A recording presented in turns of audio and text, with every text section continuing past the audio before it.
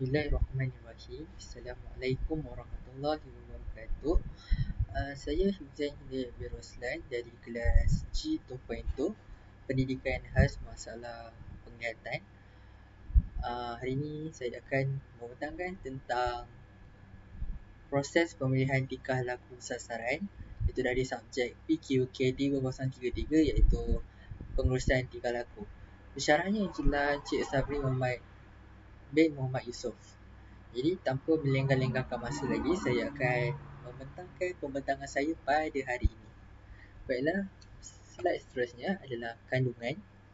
Dalam kandungan pembentangan saya terdapat proses pemilihan tingkah laku sasaran, strategi pengurusan tingkah laku, rumus dan juga rumusan. Dalam proses pemilihan tingkah laku ini, saya akan menerangkan tentang apa itu tingkah laku sasaran, bagaimana sebelum nak pilih tingkah laku sasaran dan sebagainya.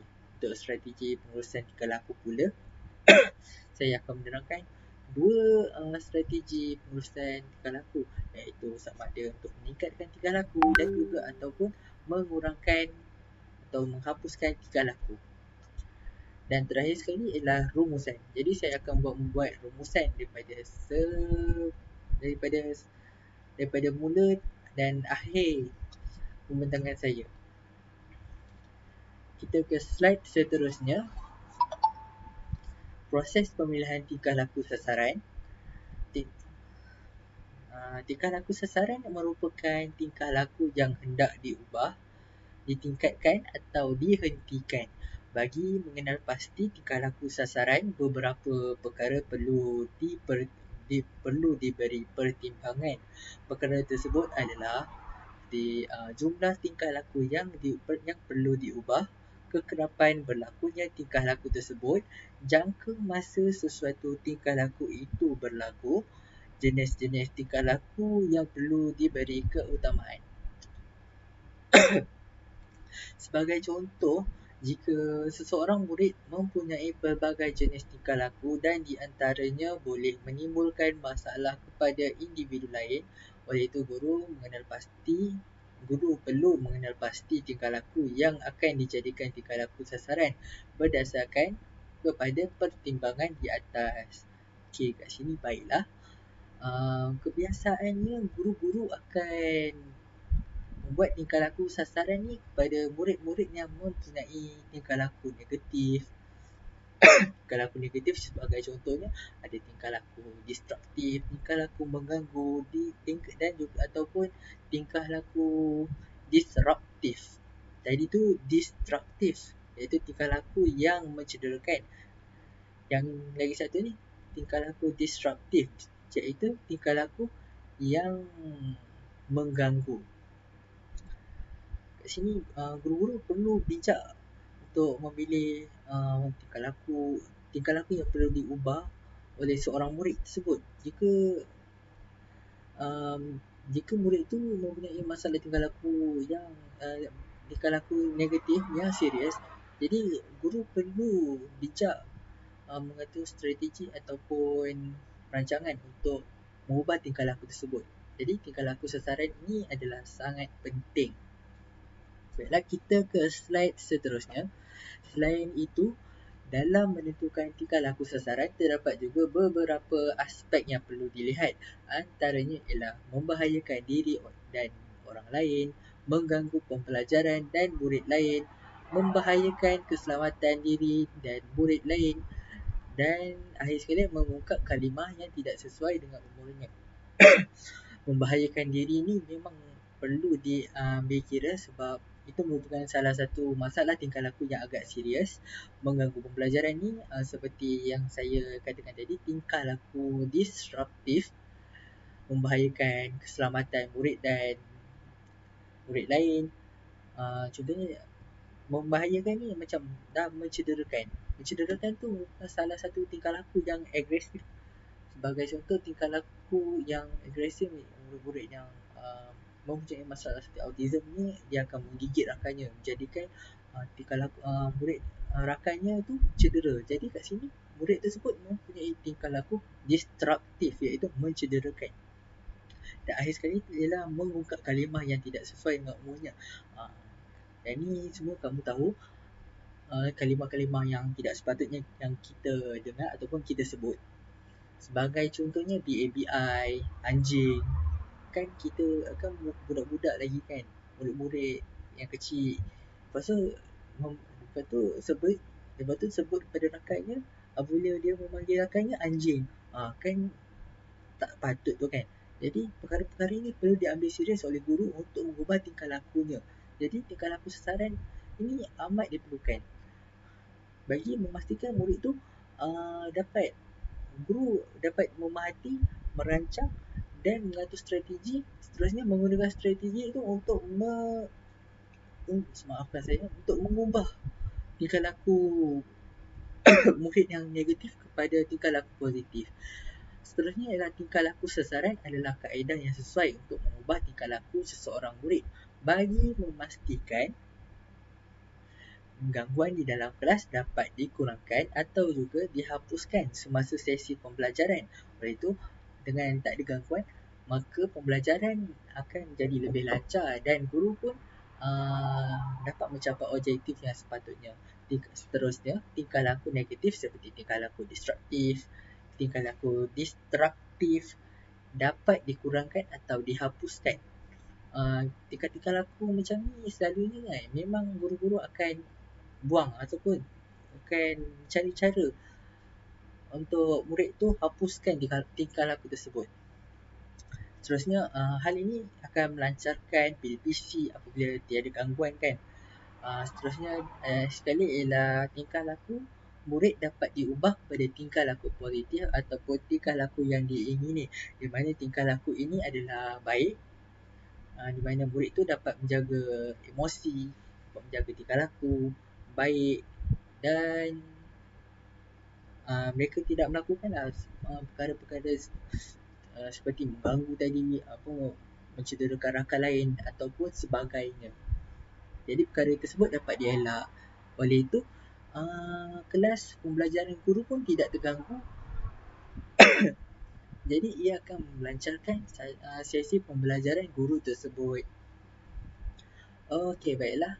Langkah-langkah mengenal pasti tingkah laku. Ini pun saya dah bentangkan sebentar tadi. Yang pertama tadi tu, mengenal tingkah laku, mana guru akan memahati dan merekod, mengenal pasti tingkah laku yang perlu diubah sesuai berdasarkan keutamaan yang atas tadi tu. Guru mengkaji punca tingkah laku tersebut supaya guru boleh mengenal dan memahami masalah tersebut. Kat sini lain sikit. Murid-murid ni akan mempunyai masalah tingkah laku, pasti ada sebab. Mungkin ada sebab tertentu. Sebagai contoh, murid di rumah apabila ibu bapa sibuk bekerja, ibu bapa tak mempunyai masa untuk melayan anak. Jadi kanak-anak tu kurang kasih sayang. Oleh itu, murid-murid ni yang anak-anak ini akan membuat onar ataupun masalah. Jadi dia akan menunjukkanlah, murid tu akan menunjukkan tingkah laku yang tidak sepatutnya di sekolah. Jadi kat sini guru lah yang perlu mengkaji punca tingkah laku, macam mana boleh jadi macam ni. Dan akhirnya guru boleh merancang intervensi atau strategi yang sesuai bagi memastikan murid tu dapat mengubah tingkah laku tersebut. Okey, baiklah, kita ke slide seterusnya. Tadi kita dah cakap tentang perancangan. Apakah rancangan ni macam strategi jugalah. Strategi pengurusan tingkah laku. Strategi pengurusan tingkah laku merupakan kaedah yang digunakan oleh guru sebagai pendekatan untuk meningkatkan tingkah laku ataupun mengurangkan atau menghapus tingkah laku. Kebiasaannya kalau untuk meningkatkan tingkah laku ni, macam tingkah laku positif tu, kita memang guru-guru memang akan meningkatkan tingkah laku tersebut.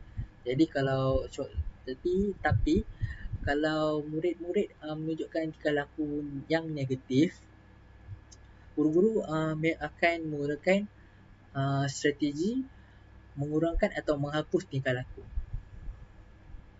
Okey, baiklah, kita ke strategi meningkatkan tingkah laku.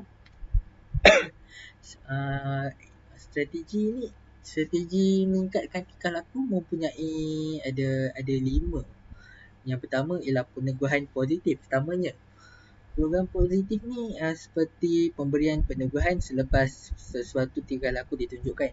Sebagai contohnya, saya boleh beri apabila murid tu dapat menjawab soalan guru tu dengan betul, guru akan memberi pujian ataupun ganjaran pada murid tersebut. Jadi ia akan meningkatkan murid tu akan sentiasa menunjukkan tingkah laku positif. Yang kedua adalah pembentukan. Pembentukan ni merupakan pemberian pengukuhan kepada perlakuan yang dilakukan oleh murid yang menjurus kepada pembentukan perlakuan yang dikehendaki. Kat sini guru-guru akan membentuk murid, menunjukkan tingkah laku sesuai untuk murid tersebut. Jadi murid-murid akan dibentuk tingkah laku menjadi tingkah laku yang sepatutnya. Yang ketiga adalah kontrak. Kontrak merupakan persetujuan antara guru dan juga murid secara lisan ataupun bertulis. Kat sini kontrak ni sebagai contoh, saya boleh bagi contoh macam apabila guru dia memberi tugasan kepada murid. Dia sebagai apabila tugasan itu telah dapat disiapkan oleh murid tersebut, murid tu dapat keluar awal untuk rehat ataupun dapat keluar awal untuk balik. Sini merupakan kontrak antara guru dan juga murid. Jadi murid-murid akan bertugas lumus untuk menyiapkan tugasan yang diberikan oleh guru tersebut. Jadi kat sini murid-murid tu akan rasa, aku nak balik cepat. Jadi dia akan membuat tugasan tu dengan laju. Oleh itu dia dapatlah balik dengan awal. Itu merupakan kontrak untuk menarik minat murid untuk mengekalkan ataupun meningkatkan tingkah laku positif tersebut. Okey, baiklah, seterusnya adalah ekonomi token. Ekonomi token ni perkara biasa yang kita dapat tahu di sekolah. Ia merupakan peneguhan diberikan dalam bentuk token, iaitu shilling ataupun stiker, atau juga kita boleh bagi bintang ataupun sebagainya sebagai apabila tingkah laku ia baik ditunjukkan. Waktu saya tahun 2 ataupun tahun 3 begitu, guru saya pernah menggunakan kaedah ini dan saya rasa kaedah ini memang dapat mengubah tingkah laku seorang murid. Bayangkan apabila seorang murid tu dapat banyak bintang, jadi murid-murid lain pun akan turut bekerja untuk mendapatkan bintang siapa yang paling banyak. Jadi kat sini murid-murid akan menunjukkan tingkah laku yang baik pada guru-guru. Jadi dia akan dapat bintang. Kat sini kita dapat lihat ekonomi token. Yang terakhir pula adalah strategi modeling. Menggunakan watak-watak murid murid ataupun guru yang dihormati untuk diteladani murid. Sini saya boleh bagi contoh senang je. Sebagai seorang guru mestilah menunjukkan sikap yang baik ataupun menunjukkan teladan yang baik, seperti kat depan murid jangan merokok ataupun menunjukkan sikap-sikap yang tidak baiklah. Jadi guru-guru akan menunjukkan sikap-sikap yang baik, tegas, peramah, suka membantu. Jadi dari sini murid-murid akan sentiasa menilai dan melihat. Oleh itu murid-murid pun akan secara langsung akan mengubahlah tingkah lakunya untuk menjadi lebih baik ataupun meniru sikap guru tersebut. Ini merupakan salah satu daripada strategi untuk meningkatkan tingkah laku positif tersebut untuk murid-murid.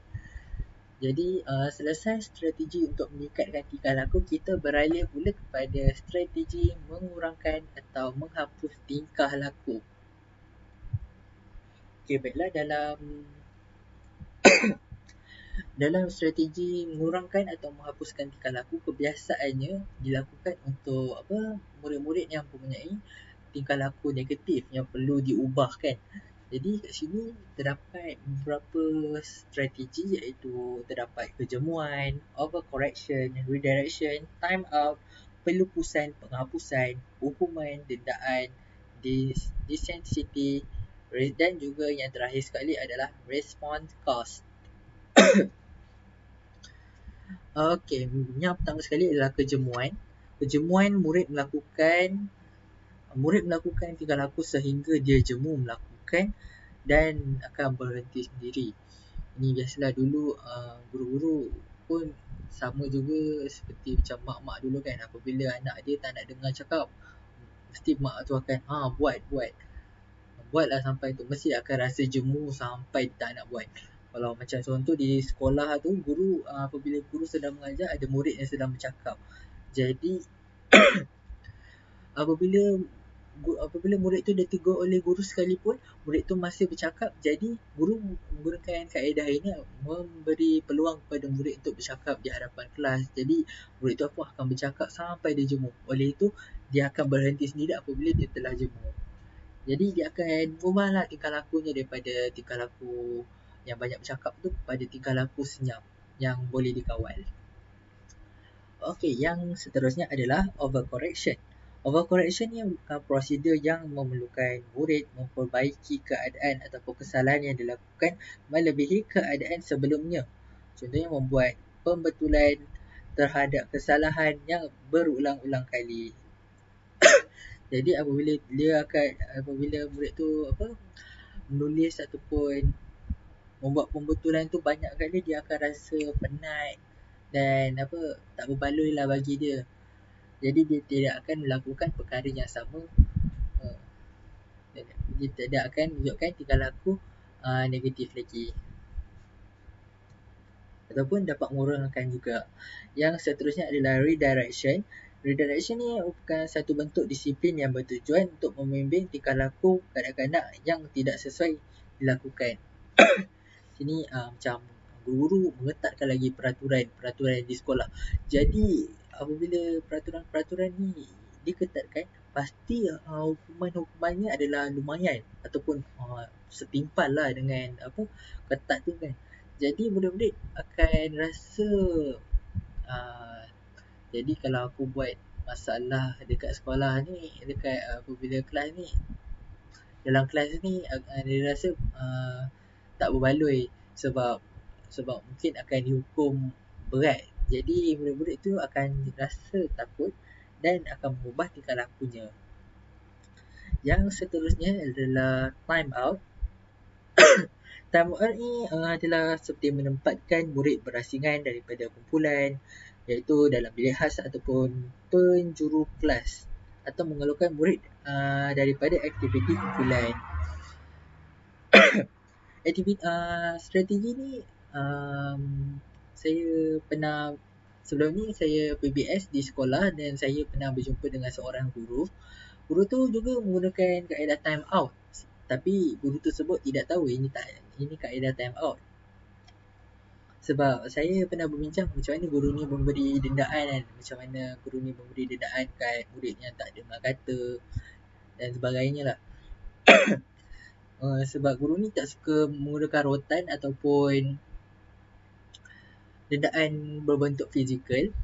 Jadi dia menggunakan kaedah ini dan dia dapati kaedah ini sangat berkesan. Apabila murid tu diasingkan daripada kerja kumpulan ataupun diletakkan di setiap penjuru, jadi dia akan rasa bosan sebab tak ada siapa nak layan dia kan. Dia kurang perhatian. Jadi kat situ dia akan mengubah tingkah lakunya ataupun mengurangkan ataupun menghapuskan tingkah lakunya. Jadi tingkah laku yang baik akan digantikan dengan tingkah laku sebelumnya.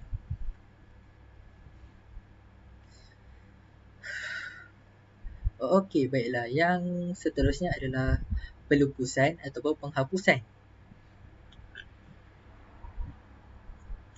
Pelupusan atau penghapusan ialah macam memberikan ataupun menyekat murid daripada terus melakukan tingkah laku negatif secara beransur-ansur dengan menggantikan tingkah laku yang positif.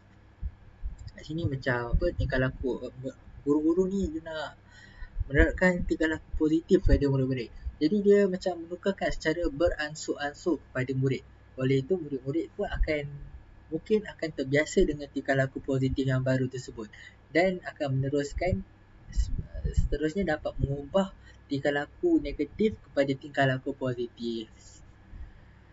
Okey, baiklah. Yang seterusnya, yang keenam ialah hukuman dan dendaan. Dendaan ni kat sini tahanan kelas ataupun dendaan fizikal, menarik balik hak, yang boleh menarik hak ataupun keistimewaan murid tersebut. Jadi dia akan mengubahkan tingkah laku murid tersebut lah kat sini. Tapi bagi saya dendaan fizikal ni kurang sesuai lah, sebab pada zaman kini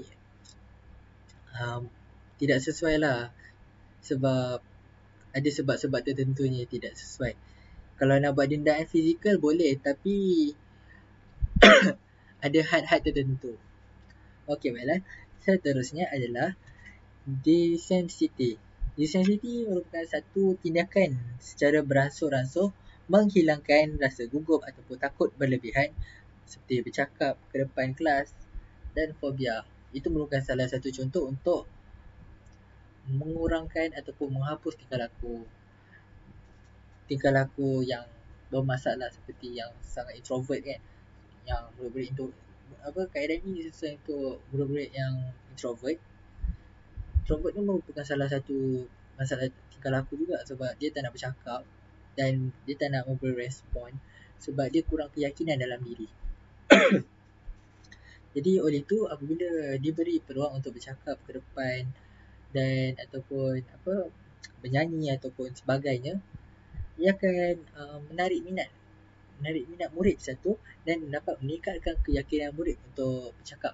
Jadi kat sini kita dapat lihat apabila tingkah laku yang senyap tersebut, yang introvert tu, dapat diubah kepada tingkah laku yang berkeyakinan, iaitu tingkah laku positif. Okey, yang terakhir ialah response cost. Response cost ni ia berkaitan juga dengan ekonomi token dalam strategi untuk meningkatkan tingkah laku. Sebab satu bentuk penarikan peneguhan atau ganjaran secara sistematik ataupun terhadap sesuatu tingkah laku yang tidak sesuai. Kalau macam tingkah laku positif tadi tu, kalau macam strategi meningkatkan tingkah laku yang tadi, token tu, murid-murid akan diberi token kan. Jadi itulah ganjaran dia apabila dia menunjukkan tingkah laku yang positif. Namun response cost ni adalah perkara yang sebaliknya. Apabila murid ni menunjukkan tingkah laku yang negatif, maka bintang itu akan ditarik semula. Jadi kat sini dia akan mengubah balik tingkah lakunya. Apabila tingkah lakunya yang buruk, dia akan ubah semula pada tingkah laku yang positif. Okay, kat sini saya nak cakap dia response cost dengan ekonomi token tu saling berkait kat sini. Okey, baiklah. Dengan habisnya response cost tu, tamatlah strategi untuk atau menghapuskan tingkah laku ni.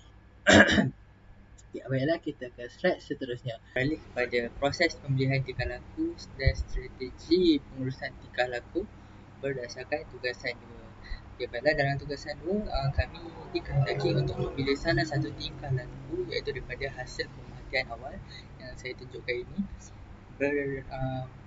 Berikut adalah profil tingkah laku seorang murid masalah pembelajaran.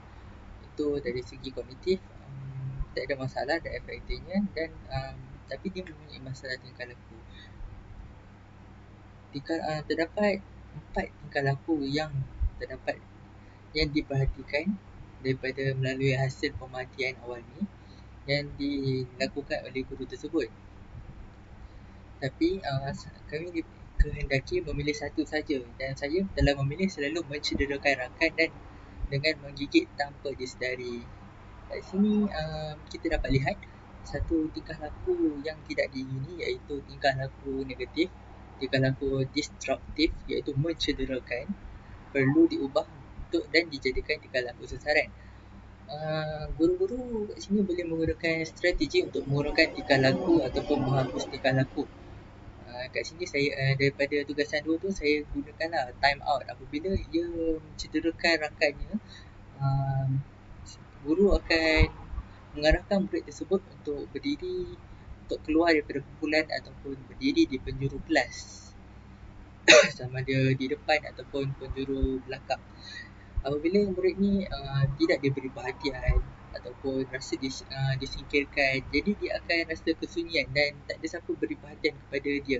Oleh itu, dia akan mengubah tingkah lakunya sedikit demi sedikit ataupun secara beransur-ansur. Jadi murid ni akan berubah menjadi mengubah tingkah lakunya daripada tingkah laku negatif, iaitu tingkah laku destruktif yang mencederakan rakannya, pada tingkah laku normal, iaitu tingkah laku yang baik. Jadi kat sini murid tersebut dapat berubah, dapat mengubah tingkah lakunya.